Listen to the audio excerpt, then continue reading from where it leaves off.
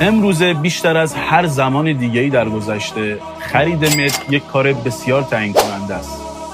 کوچکترین اشتباه میتونه سرمایه یک عمر شما رو تحت شعاع قرار بده. پس باید خیلی حساب شده عمل کنید. ما توی شهرک ساحلی ایزدشهر 2 تا ویلا داریم که از موقعیت خیلی خوبی برخورداره. شهرک ایزدشهر که نیازی به توضیح و تعریف نداره. یه شهرک 40 هکتاری که قطعاً جزو 10 شهرک برتر مازندرانه. ولی از موقعیت این 2 تا ویلا بخوام بهتون بگم، ویژگی اصلیش قرارگیری تو خیابون 20 متری این شهرکه که به خاطر شباهتش معروف به خیابون کالیفرنیا. ویژگی دوم که خیلی این دو مورد رو تبدیل به گزینه طلایی برای خرید، استفاده و سرمایه گذاری میکنه اینه که هم ویلاهای نوساز نیستن که قیمتهایی به شدت بالایی داشته باشن و اونقدر هم قدیمی نیستن که غیر قابل استفاده باشن.